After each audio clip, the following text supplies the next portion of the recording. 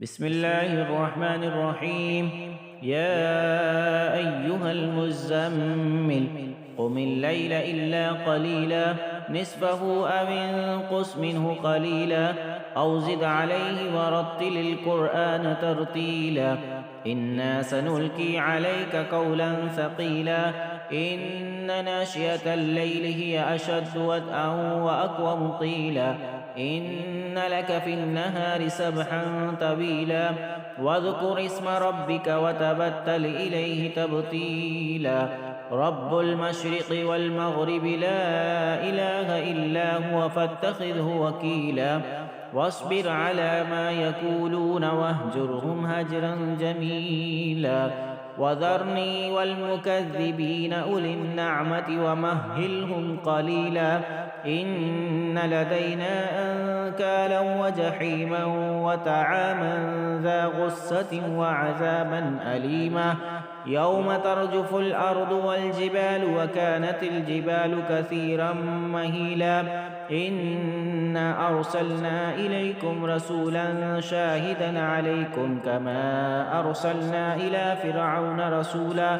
فعسى فرعون الرسول فأخذناه أخذا وبيلا فكيف تتكون إن كفرتم يوما يجعل البلدان شيبا السماء منفطر به كان وعده مفعولا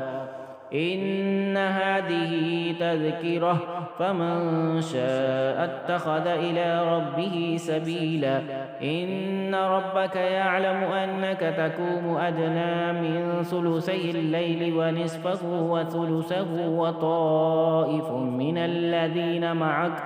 والله يقدر الليل والنهار علم أن لن تحصوه فتاب عليكم فاقرؤوا ما تيسر من القرآن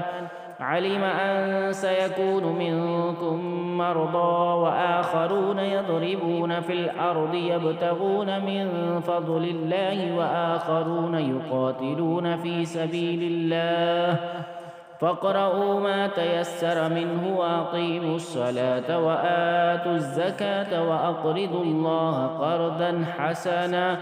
وما تقدموا لأنفسكم من خير